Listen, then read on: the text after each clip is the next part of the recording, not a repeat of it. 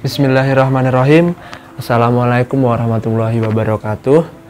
Kembali lagi dengan aku Muhib di channel YouTube aku Muhib29. Di video kali ini aku ingin mereview sebuah buku yang sudah aku unboxing di minggu kemarin atau minggu kemarinnya lagi, tentang, kan kemarin aku belinya tentang logika, 3 buku tentang logika. Jadi buku ini kita mulai dari dasar-dasarnya logika. Nah, bukunya ada di samping aku ini, namanya Dasar-Dasar Logika dari Edi Sumaryono. Nggak tahu ini E-nya Edi, saya ingatku Edi sih. Bentar. Penulis. Mana sih cuy? Iya kan?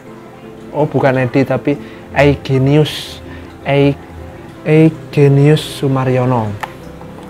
Baik, sebelum kita review dari buku ini, dari buku Sumaryono tentang dasar-dasar logika, kita intro dulu.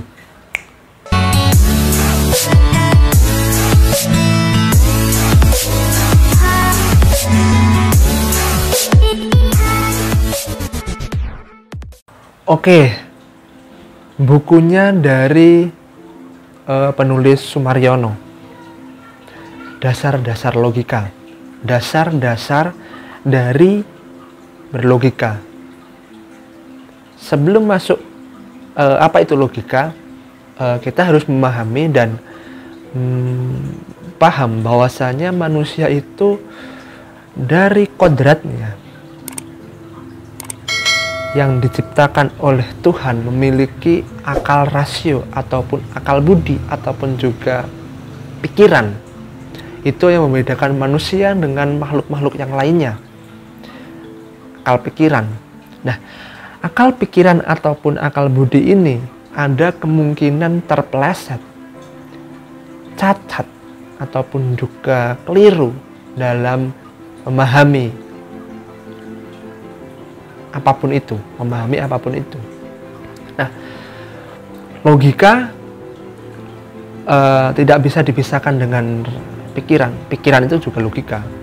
Tetapi logika adalah yang aku pahami. Logika itu adalah cara berpikir lurus, ilmu dan keterampilan berpikir lurus. Nah, lurus ini lurus yang seperti apa? Lurus di sini dalam artian sudah ada sistematikanya ataupun juga dasar, ya ini kata-katanya kan dasar-dasar. Jadinya aku pahami adalah sistematika ataupun juga struktur dalam berlogika. Jadi ketika teman-teman melogika sebuah argumen dari orang lain itu tidak semata-mata langsung menerima begitu saja, pasti ada dasarnya. Mulai dari mayor, minor, dari kesimpulannya. Mungkin saja mereka itu menyelewengkan dan kita harus paham, oh ini keliru apa yang dipahami oleh orang tersebut, dan kita harus berusaha membenarkan, entah itu mereka disengaja ataupun tidak disengaja. Itu ya, apa itu dasar-dasar logika. Baik, untuk desain cover bukunya sederhana banget. Bisa dilihat dasar-dasar logika. Terus background belakangnya ini ada tulisan dasar-dasar logika, tapi tidak begitu kelihatan dan warnanya kuning dan juga merah, apa ya, nggak tahu lah warna apa, merah marun apa merah hati ini namanya. Terus penulisnya Sumaryono. E-nya ini yang kuat tangan tadi, Eugenius Sumaryono, Eugenius mungkin begitulah katanya, Sumaryono. Penerbitnya Canisius. Bisa teman-teman lihat bagian depannya sederhana, hanya cukup kata-katanya saja. Terus bagian samping ada penulis, judul buku dan lambang penerbitnya. Di bagian belakang tidak ada sinopsis dari bukunya seperti kebanyakan buku-buku yang lain. Misal buku eksistensialisme, humanisme, kan belakangnya ada sinopsis. Terus buku Jalaluddin Rumi ini kan ada. Nah, di buku ini tidak ada. Baik, kita buka isi dari buku ini. Bagian awal bisa teman-teman lihat, penerbit PT Canisius, cetakan ke berapa itu, banyak 26 atau berapa, gimana sih, cetakan ke tahun. Aku benar-benar belum paham maksudnya dari yang seperti ini, cetakan ke tahun. Bisa tolong dijelaskan teman-teman yang paham ya. Terus di sampingnya ada kata pengantar dari penulis. Terus ada daftar isi, mulai dari sesat berpikir, bahasa dan logika. Terus bagian kedua ada putusan dan proposisi.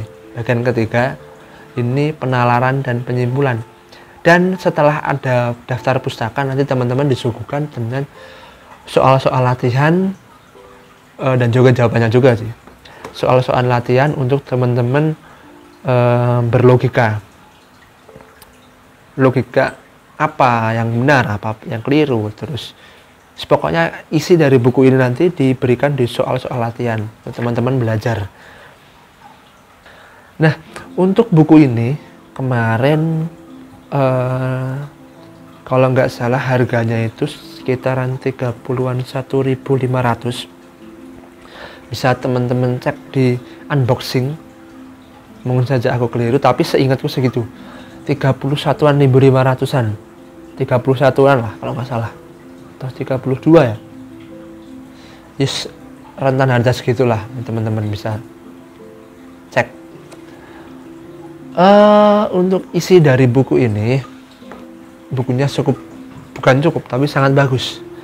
Bagaimana kita memahami logika, bagaimana kita, jadi buku ini sebelum kita memahami apa itu logika, silogisme dan lain-lain, kita harus paham itu apa bahasa, apa itu term, apa itu kalimat, apa itu proposisi, ataupun itu gagasan-gagasan yang lain-lain. Nah, di buku ini dijelaskan secara detail dan rinci lah menurut aku, untuk buku tebal 128 halaman. Aku berusaha menyampaikan apa yang ada di buku ini, meskipun bukan dalam artian penjabaran, pengertian dan lain-lain secara runtut, tetapi poin-poinnya buku ini itu menjelaskan tentang apa. Nah, yang pertama itu tentang bahasa. Nah, menjelaskan tentang bahasa itu apa? Sejarah dari bahasa itu tidak terjelaskan. Ketika kita menjelaskan tentang bahasa, secara sejarahnya bahasa, kita nanti akan ketemu dengan sejarah manusia secara menyeluruh. Itu yang aku pahami. Terus dalam bahasa itu ada beberapa jenis, mulai dari pragmatis atau pragmatik, semantik, terus sintaksis. Nah, di buku ini dijelaskan. Jadi di buku ini kita diajak memahami secara dasar gitu ya, dasar ataupun juga dalam artian luas tentang bahasa. Mungkin teman-teman yang sekolah pendidikan bahasa Indonesia akan menemui bahasa seperti sintaksis, linguistik, terus semantik, semiotika, dan lain-lain, itu ya kalau nggak salah. Selain itu juga akan menemui pelajaran matematika, meskipun bukan artian angka-angka ya, tetapi logika matematika gitu aja ya, logika matematika. Nah, setelah memahami apa itu bahasa dan lain-lainnya, kita akan diajak ke apa itu term. Ketika kita belajar logika, pasti akan bertemu dengan term, terus proposisi, kesimpulan, gagasan, mayor minor. Nah, itu dijelaskan di buku ini. Di bab awalan lah, awal 2 itu dijelaskan tentang pengertian-pengertiannya. 1, 2, 3 lah, gitu aja. Pengertian-pengertian dari apa yang aku katakan tadi. Lanjut ke apa itu logika. Nah, logika itu pada dasarnya ada memiliki tiga macam ataupun tiga gitulah. Tiga unsur lah, kita ambil tiga unsur. Term, terus proposisi, dan kesimpulan. Nah, ini adalah tiga unsur dari logika. Nanti penjelasan tentang apa itu term bisa teman-teman cari di Google secara jelasnya. Tapi term ini secara yang aku pahami itu kata yang diucapkan, itu term. Dan ketika dijadikan runtutan kata-kata itu menjadi sebuah proposisi ataupun juga premis. Premis dulu baru proposisi kalau nggak salah ya. Kurang lebih seperti itulah. Proposisi, term, dan kesimpulan. Kesimpulan adalah proposisi, dua proposisi nanti menghasilkan kesimpulan. Terus dalam kesimpulan itu, dalam logika ada dua tipe. Yang pertama deduksi dan induksi. Tetapi buku ini dasar-dasar logika tidak menjelaskan secara apa penjabaran tentang induksi. Bahkan aku tidak menemukan induksi secara struktur di buku ini.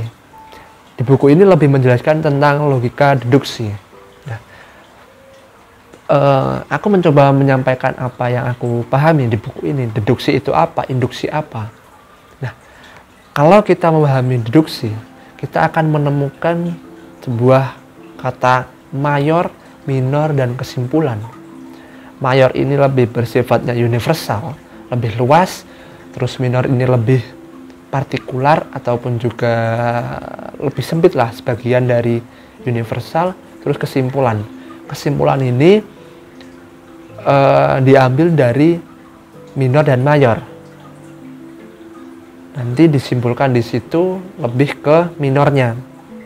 Misal, aku beri contoh. Semua orang membutuhkan makan. Ini mayornya. Mayor, manusia membutuhkan makan. Semua manusia ini universal ya.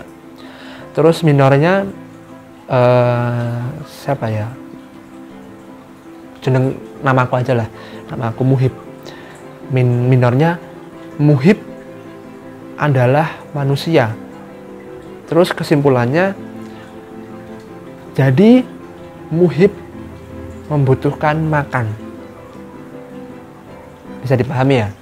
Kurang lebih seperti itulah. Nanti teman-teman bisa searching di Google tentang induksi itu seperti apa. Induksi ini nama lainnya adalah silogisme. Terus apa itu induksi? Induksi adalah cara berpikir dari ke yang khusus ke yang universal. Kalau dalam bahasa Jawa ataupun orang-orang Jawa itu dipahami dengan nama ilmu titen. Nah, di buku ini tentang silogisme ataupun juga deduksi akan dijelaskan bagaimana apa itu kan dalam silogisme itu ada dua tipe. Yang pertama kategori, terus kategoris. Yang kedua hipotesis. Nah, dijelaskan di buku ini juga ada satu lagi. Yang ini lain-lain gitu, tetapi ini masuk bagian dari kategoris yang aku pahami. Tapi di buku ini dipisahkan, bukan masuk kategoris, tapi masuk di lain-lain. Nah, kategoris ini seperti yang aku contohkan tadi. Semua manusia membutuhkan makan. Muhib adalah manusia. Jadi kesimpulannya Muhib membutuhkan makan. Itu yang namanya kategoris. Terus apa itu hipotesis? Nah, di hipotesis ini ada penjabaran lagi. Mulai dari hipotesis konvensional. Biasanya kalau hipotesis konvensional itu jika titik maka titik. Terus ada disjunktif, itu lebih menekankan pada atau titik atau titik. Terus kalau konjungtif itu dan. Titik, titik, titik, dan titik, titik, titik. Nah, seperti itu kurang lebih. Misal, jika ada hidup, maka ada perjuangan. Hidup ini ada, jadi ada perjuangan. Nah, nanti di buku ini dijelaskan bagaimana penjabaran yang jelas tentang logika. Kalau teman-teman tidak memiliki budget untuk membeli buku dasar-dasar logika ini, bisa teman-teman searching di Google, banyak kok tentang makalah tentang silogisme dari kategoris tentu hipotesis. Kalau teman-teman ingin memahami secara visual HP, bisa teman-teman cari dasar-dasar logika ataupun logika yang di sana dijelaskan oleh Pak Fahrudin Faiz. Itu benar-benar jelas banget tentang logika. Mungkin itu saja singkat insya Allah yang aku sampaikan tentang buku ini, tidak menjelaskan secara detail. Kalau aku jelaskan secara detail pasti akan memakan waktu yang cukup lama. Itu saja dari aku, bila ada kurangnya mohon maaf. Sekian. Jika bermanfaat bisa tulis, jika bermanfaat bisa like, comment, share, and subscribe. Terima kasih. Wassalamualaikum warahmatullahi wabarakatuh.